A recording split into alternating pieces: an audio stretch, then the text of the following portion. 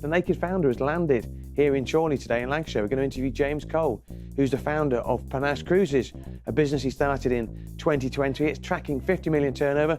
It's got 100 staff, got an office in the US and the UK, ambitions to grow internationally in Australia and Canada as well. It's not all been plain sailing. He's a veteran of the cruising industry. James Cole, the founder of Panache Cruises. And this episode of The Naked Founder is sponsored by Financial, the home of money for women. Thank you for inviting the Naked Founder podcast into your offices in Chorley, which we're looking forward to looking around later as well. We always start every episode of the Naked Founder podcast with the same question, which is this: what didn't they tell you about founding a business that you wish you'd known at the start? It's really hard, Chris, isn't it, founding a business? And I think you go into it a little bit blasé. Certainly when I founded my first business, I think I was 31, 32 years old, and, you know, probably thought I knew everything. And it turned out, working for a corporate business for 10 years, I knew virtually nothing about running my own business. So, yeah, it was a steep learning curve. Yeah, so in terms of what you wish you would have known, would it have been, is there anything you could have known, or do you just have to jump in feet first and well, find out? I'm certainly glad I didn't know how hard it was going to be. Yeah. So I'm glad I didn't know that. What would I have known? I think, you know, for me, it's just about surrounding yourself with some great people and bringing in some specialist knowledge. We were pretty resilient back then. You know, we put in a lot of hard work, but did we have the right people around us? I'm not so sure we did. We're going to talk about that business shortly as well. I sometimes think that founding a business is a bit like becoming a parent. You know it's going to be tough, there's going to be highs and there's going to be lows, but if you knew everything before you became a parent / founded a business, you probably wouldn't do it. And you've got 3 children of your own. We always start the podcast, the Naked Founder podcast, and it's called the Naked Founder podcast, not because we're naked, but because there's nothing hidden. And we always try and ask for questions that, you know, maybe dig a little bit deeper. So I'd like to take you back. Christmas Day, in your previous business, Cruise 118, you came downstairs, like anybody, probably excited, but in your case, you're a bit more nervous. And you went and you drank half a bottle of whiskey as well. And we're going to talk about, you had an unhealthy relationship with alcohol to a point. You stopped drinking 2018. Just take me back to that moment when you went downstairs, and what was it that made you open up that bottle of Jack Daniel's so early? Yeah, I don't know whether it was Jack Daniel's. I think it was more single malt, to be honest, Chris. But no, I think, you know, look, starting any business is tough. And we started Cruise 118, as it was, the brand, back in 2008. So we sold our first cruise 10 weeks before Lehman Brothers went under. So we'd raised £1 million in investment from various sources, including putting our own redundancy checks in. So, you know, we were right up against it. Houses were, you know, could be repossessed, all of that sort of stuff if the business went under. And within 6 months, we were literally faced with the prospect of running out of money. So it was a very, very tough environment, as you can imagine. And I don't think it was the first Christmas. I think it was the second Christmas. You've got 2 young kids. Got 2 young kids at the time. And, you know, January is one of the peak trading periods. It's the peak trading period in travel, the wave season, as we call it in the cruise industry. You know, everything happens around January. You know, if you can step up into that year, then hopefully the year is going to be pretty good for you. So, you know, it wasn't about stepping up into the year. It was about, we had to step up into the year for the business to survive. And it was just, I was just so anxious, and I had so much pressure on me, and I just felt absolutely terrified about what was or what wasn't going to come. It seemed like the only option at the time, to be honest. Yeah, and a lot of founders talk about that when they're stressed, and they sometimes do have an unhealthy, you know, relationship with alcohol. You took the decision on New Year's Eve 2018 that you weren't going to drink any more alcohol in 2019. You haven't drunk any alcohol in the 7 years since. I think you took a slightly different view as well, because you said, if I do drink alcohol, it doesn't matter. I'm drinking less than I was before. So you didn't put that extra pressure on yourself. But you've also resolved this year to be a bit more selfish, which on the face of it is an odd thing to say. But you think founders should be more selfish and put themselves first, because quite often you put yourself last. Tell us about your approach this year, James. Yeah, so drinking, yeah, I did take that approach, and I've done the same with sugar this year.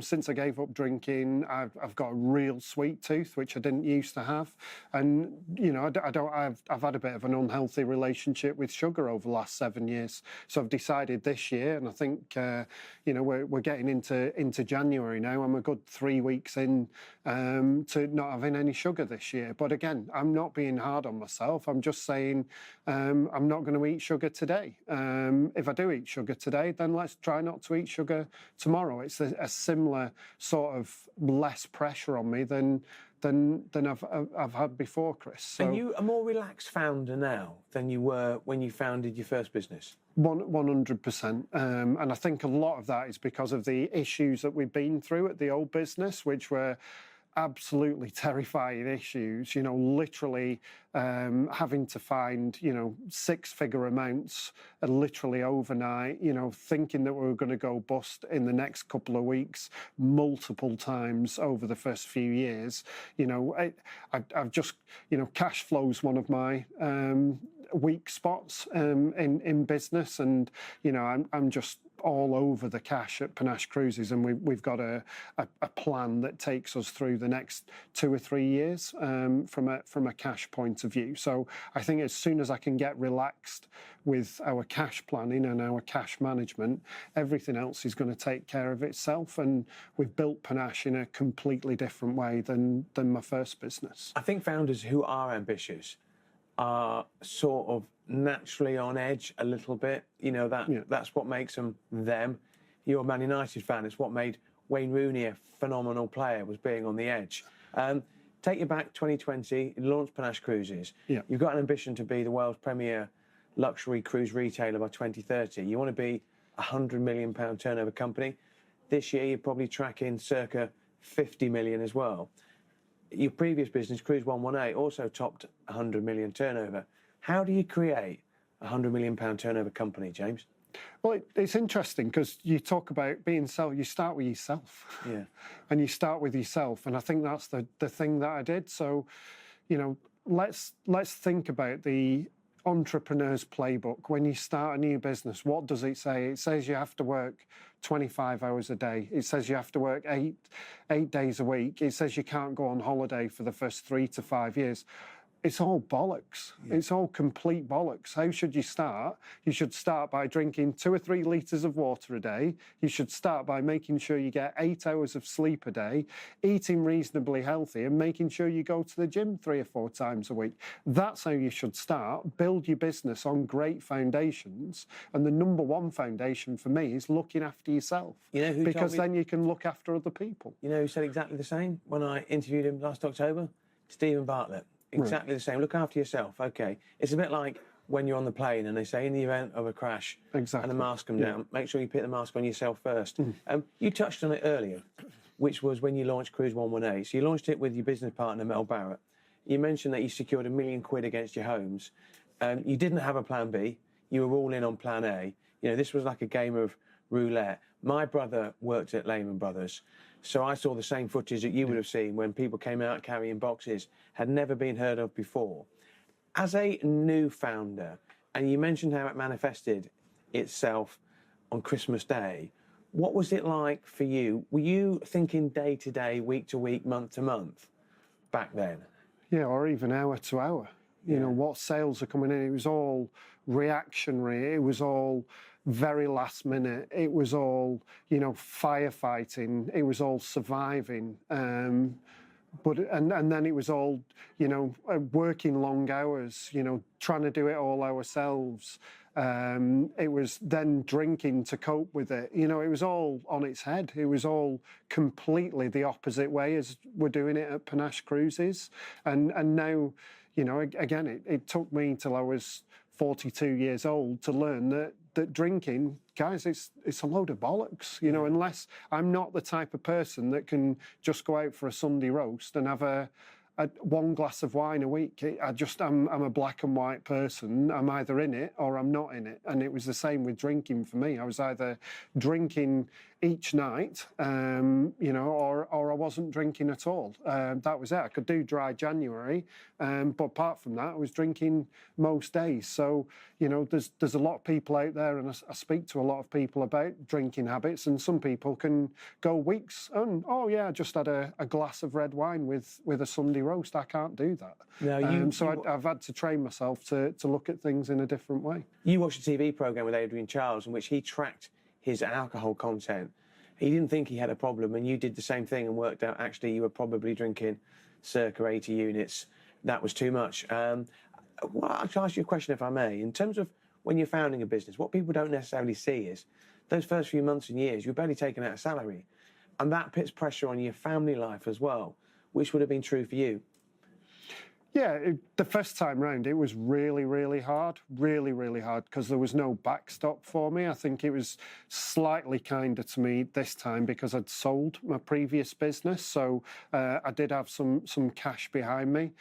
So I knew what the runway was. Where it got a little bit more tense was we launched during COVID, which again, I think, and I can explain exactly why it was the right time for us to launch in COVID, because there was great number of people available for us to employ, and there were a lot of customers that were very upset with cruise lines and some of our competitors. So we were able to build a database quite quickly. So, that was the right time for us to start in COVID. I'll ask you just a couple more questions about Cruise 118, because I think you learn the lessons from previous businesses that you then take on board to Panache Cruises, which you founded in 2020. So in terms of, I was looking at the announcement that was made. In 2018, it was announced that Cruise 118 co-founder James Cole had left to, quote, pursue other interests, which makes it sound like a football manager who's left the role. I mean, it was amicable, it was perfectly amicable. But when you left Cruise 118, was there any part of you that felt it could have ended differently? Was there any sadness about leaving, or was it just happy, pardon the pun, to part the waves? That's a really interesting question, Chris. I think at the time it was absolutely the right thing for me to do.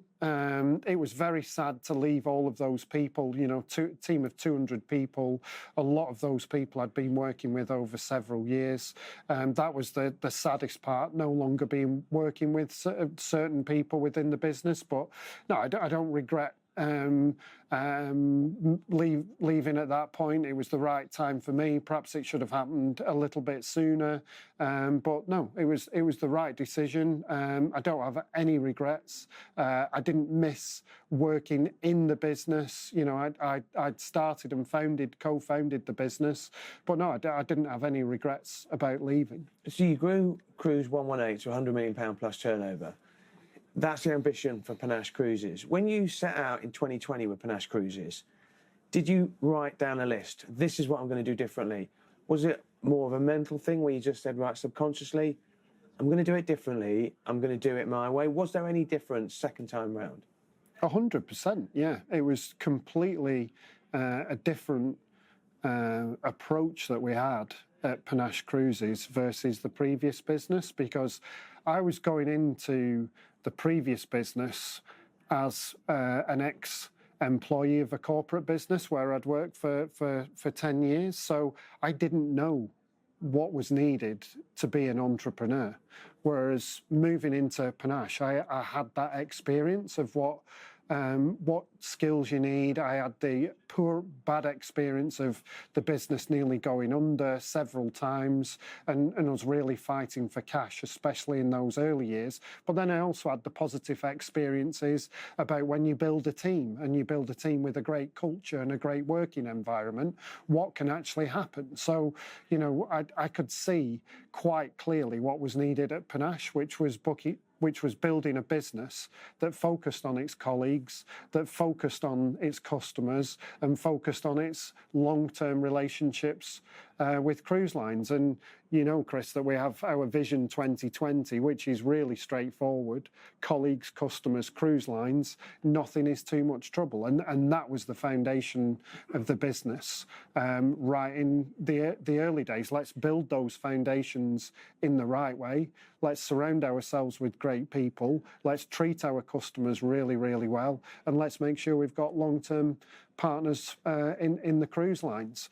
But also, let's have a massive mission 2030, where we're going to be in 10 years' time. We want to be the world's biggest seller of luxury and ultra-luxury cruises. One of the interesting things is I went round and spoke to some staff, and they understand what your mission statement is.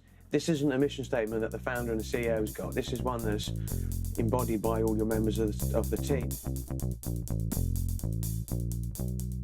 Yeah, welcome to Panache Cruises office. So everyone's got the T-shirt, haven't they? Everyone's got the T-shirt. Yeah, everyone likes the T-shirt. Yeah. Everyone's branded up. Yeah.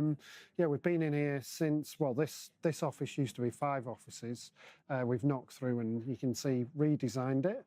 Invested a lot of money to try and make an office that people want to come into rather than feel they have to come into. So, we've been here for just over 2 years now.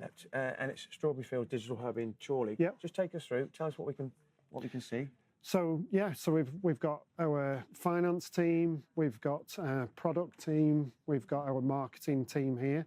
Then we've got our service and admin team, and we've got our sales team, our connoisseurs. There's a few people in the office today, but we do connoisseurs, because the connoisseurs is really important. That's really at the heart of what Panache Cruises is all about. Yeah, so a connoisseur is our name for our salespeople. So they're for our customers from that first moment of contact right the way through to returning from their cruise holiday. So it just means that if I'm a customer, I can pick up the phone and speak to somebody. Speak to the same person. You'll get your own connoisseur who'll be there right the way through the journey. So not just us taking the money from you, right the way through to you getting on board, even when you're on board and when you return from your cruise holiday. There's a stat that you use that some of your customers are repeat customers, and between them they contribute quite a significant chunk to your bottom line. Yeah, so our top 40 customers have booked over 500 cruises with us and spent over £8 million in the UK with us. You launched, I mentioned Cruise 118, launched it, Lehman Brothers happened. You launched Panache Cruises 2020, COVID happened as well. As a founder, do you see the best of James Cole when your back's against the wall? I do seem to thrive in those situations, and I probably do get the best out of me. But I think that's just from previous experiences, Chris. I think that the big difference between launching Cruise 118 is we launched before Lehman Brothers. With Panache Cruises, we deliberately launched in the middle of the pandemic. I think the issues that we got from the pandemic, which most people did, is we didn't realise how long the pandemic was going to go on for, and neither did most people in the world, and that caused us a few issues. But as with most businesses, we got through those. You did something which I think really good founders do, that you saw a crisis as an opportunity. And you were very big on Facebook during COVID, and you actually offered advice, because people forget, people were at home and they had time on their hands and not much to do. And you provided a service where you would answer questions, cruise questions, to try to reassure customers who weren't even your customers yet as well. But you built up a database, I think, of 12,000 potential customers. So when the blocks were lifted and you could start selling cruises, you had a database of 12,000 people to go at. Yeah. Now, you did it because it was the right thing and the nice thing to do, but the business benefited. And as that gets back to the point where nothing is too much trouble, that was a deliberate approach, wasn't it? Well, we always try and do the right things for our colleagues, the right thing for our customers, and the right thing for the cruise lines. And if you focus on those 3 things for us, the 3 C's as we call them, and make sure you're doing the best that you possibly can for your colleagues, for your customers, and for your cruise lines, everything else, we've got a plan, we've got a financial plan. Everything else is going to take care of itself, isn't it? That's the theory anyway. Now, we are absolutely not a perfect business, but we do work very hard on those three things. You've never been afraid to try things that are a bit different. So you recognise the value of influencers, not Geordie Shore and Love Island influencers. You saw a couple called Richard and Helen Tallew who sort of left their previous roles and actually decided to sail the ocean wave and create great content. And they've become almost like ambassadors for Panache Cruises. And I think they've generated, just them as a couple, more than £2 million worth of sales for Panache Cruises. Are you a founder who's not afraid to think outside the box? Well, I like to think that I have some different thoughts, some alternative thoughts. But again, it's not rocket science what we're trying to do here, Chris. We're trying to attract people to our business using social and digital marketing, take them offline, introduce them to the very own Connoisseur, who's there right the way through that journey, and they come back to us. So we can just combine social and digital marketing with high-end offline service. We're not trying to split the atom, are we? So we're just trying to sell a few cruise holidays. But, Rich and Helen, absolutely fantastic people. We want to work with fantastic people. They create such amazing content, and they've been great partners of ours, as you rightly say, over the last 5 years. They've become personal friends of mine and Heather's. It's great to spend time with them. They do their stuff. They're very, very impressive about what they do. Right, so here we are in Panache Cruises. I'm with Anna Perra, Chief Commercial Officer. She's been in the business for 3 years, worked in the travel industry for over 15. Anna, why is Panache Cruises different to some other companies within the sector? It's different. We don't mess around. We want to get stuff done. We've got huge growth plans, and we just have a lot of fun whilst we're doing it as well. We're really innovative. We want to work with the teams as much as possible, engage with as many people as we can, and we just have fun with it as well. Would it be fair to say that James isn't your typical CEO founder? No, absolutely not. No, he is completely different to any other CEO that I've worked with previously. It was Theo Pathesis, former Dragon's Den star, who said, KISS, keep it simple, stupid. Business is simple. If you keep it simple, it only goes wrong when you complicate it. You're passionate about the 3 C's. You mentioned it earlier, colleagues, customers and cruise lines. One thing that's interesting about you is all your customers have got your email address and your mobile number. You've got a lot of customers as well. I don't know if they ring you or they email you regularly, but is that because you want to be seen as an approachable CEO founder, not somebody who sits in a glass office and isn't approachable? Again, we sell cruises at the end of the phone. The one thing that pisses me off with most businesses, or a lot of businesses, I should say, that sell at the end of the phone is they hide behind it. And I didn't want to have that perception from anybody.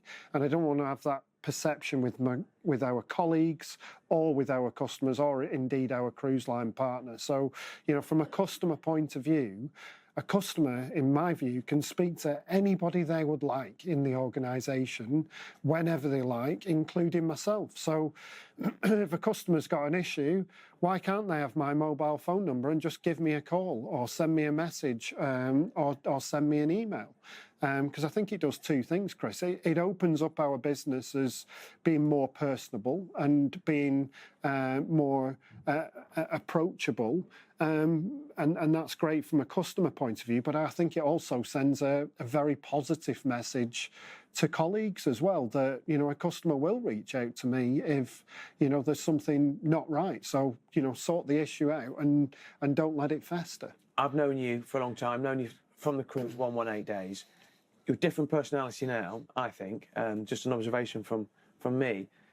The challenges that you face in Cruise 118 took its toll on you personally and your personal life. And I don't think I've seen you more content than you are now. Married to Heather, got a young daughter, Lily, as well. You've got 2 daughters from your previous marriage. Your son works in the business, Charlie as well. So you've made a concerted approach, I think, to make sure that it's not work and your family. You try and combine the 2, don't you? So if the opportunity arises when you can go away on a work trip with your family, you do both, because you didn't want your family life to suffer like it probably had before. Yeah, and, you know, look, there's this phrase, isn't there, work-life balance. I'm not a big fan of that, to be honest, Chris. I'm a fan of life balance and just trying to get your life as balanced as you possibly can. Are you trying hard to balance your life? I don't think you ever get it right, but basically what I try and do is if I'm in the UK, I'm focused on work during the week and then I focus on family at weekends. So, you know, my priority is work during the week, my priority is family at weekends. It doesn't mean to say I'm not spending time with my family during the week. You know, I went out for dinner last night. It was a Tuesday night. I went out with Charlie, Lily and Heather when we went out, so we had some quality family time together. And at weekends, it doesn't mean to say I'm not working, but I do the family time first, and then work has to take a back step. But when I go abroad, and we're going abroad in a few weeks' time, going over to the other side of the Atlantic, I'm tagging on 2 work trips. So I'm doing 3 days in Phoenix and Orlando. And then I'm flying to Barbados to be with my family for 2 weeks. They'll then fly home, and then I'm flying to Miami and Orlando and tagging on 3 days at the end. So I'm just trying to balance my life as best I possibly can. Am I perfect? Heather will tell you I'm not. Okay. But will she tell you that I try my hardest? Yes, most of the time I absolutely do. This is the Naked Founder podcast. You know, it's the podcast where nothing is hidden as well. I think one of the things about you as well, in terms of being quite personable, you're quite invested in LinkedIn, aren't you? So you write honest pieces on LinkedIn where you probably present the honest side to you as well. How important is it as a founder to have a profile on social media that's authentic? Yeah, well, I just try and be my true self wherever I am, Chris, which is difficult sometimes. And obviously, you know, as a founder, you do have to keep certain things to yourself. You can't be completely open with everybody. But, you know, I do try and just, this is who I am, whether I'm in the office or I'm at home. And, you know, I think I do a pretty good job of just being myself, which, you know, I do expect a lot of myself. I expect more of myself than anybody else. I am very, very critical of myself. But also I expect a lot of the people around me. But hopefully we create a great environment as well. Hopefully we treat people exceptionally well. You know, we've certainly picked up some awards about being a good place to work. And, you know, we reward you know, exceptional work from that point of view. You and the listeners and the viewers will be hard pushed to believe this. You turned 50 last year. I know, I can't believe it. What, you thought I was 60? No, absolutely. The viewers will be surprised by the fact that you turned a significant birthday last year and it was only 50. But you were 50. Better phrase. Absolutely, Better absolutely. phrase. But you realised that you wanted to do something with purpose. You wanted to raise money for Rubens' retreat.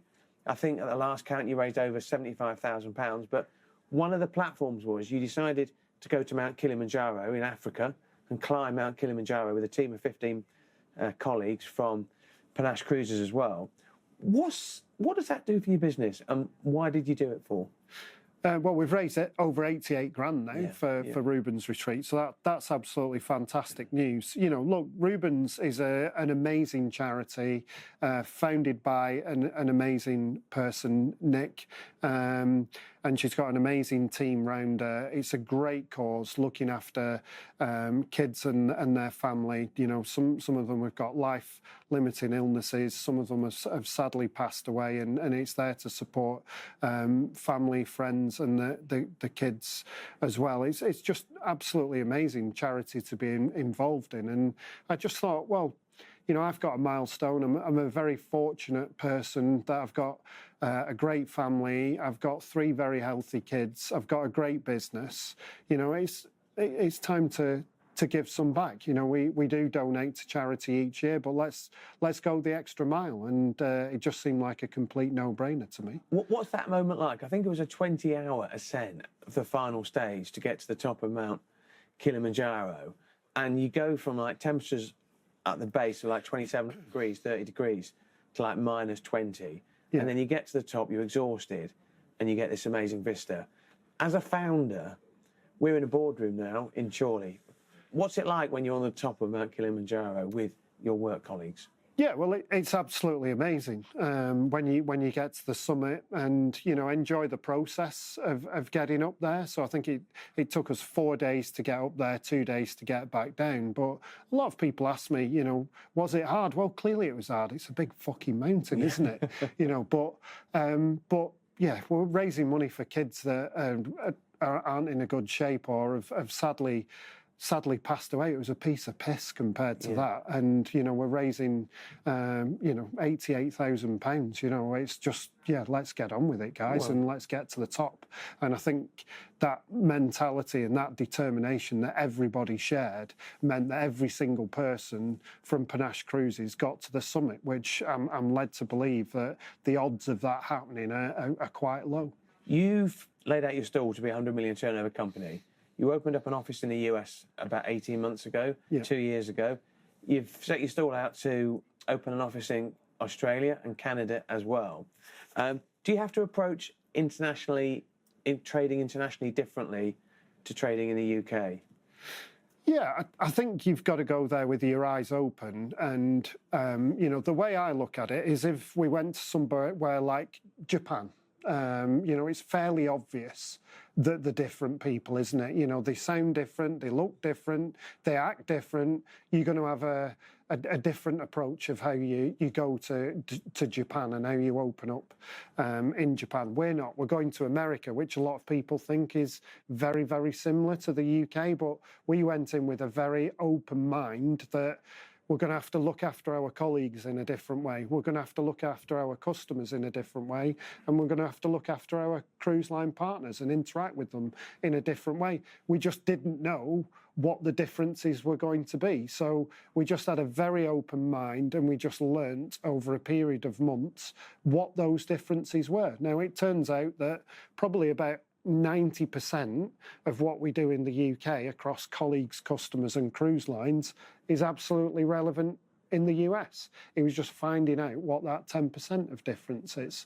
And it took us a little bit of time. But because we were open-minded and we didn't have an arrogant approach that, oh, it all works in the UK, so therefore it'll all work in the US. I think that put us in really good stead. And that's the approach that we're having with Australia. We're not second-guessing what the Australian market's all about. We're not assuming what it's all about. We're just going to go over there with our playbook, if you will, and just be completely flexible on how things work out for us. Something you did last year was you met one of your heroes, which was Sir Richard Branson. You went to Necker Island for a week as well.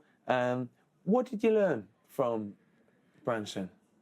Well, it was just absolutely awesome to meet Richard. The guy is an absolute class act. You know, he's just unbelievable. And it was, you know, somebody said to me before I went, you know, you shouldn't meet your heroes. Well, that turns out to be another load of bollocks there, Chris. So, you know, the guy's, you know, just a remarkable individual. The two things I learned that come to mind are, one, we did a set of challenges each day. So we did scrambled up a mountain, we cycled up a mountain, you know, 1,500 metre climb. We did a 7K run, but the big one was the 5 kilometre open water swim from Necker Island to Mosquito Island, which is through deep blue waters. You know, we've got boats and kayaks around us and things for safety reasons, obviously, but you're swimming through deep blue, and that's 5 kilometres. And 8 or 9 weeks before that, I thought, I can't do this. I can't do 2 lengths in the pool. You know, I can swim, but it's sort of my own style. I've never had proper swimming lessons. I thought, I just can't do this. And I spoke to Noah, who's arranges the Strive Collective, and he said, just fucking get on with it. Just get some lessons and you'll be fine. Just trust the process. Yeah. And I did absolutely that. I got 15 lessons. We got up to 1 kilometre non-stop in the pool.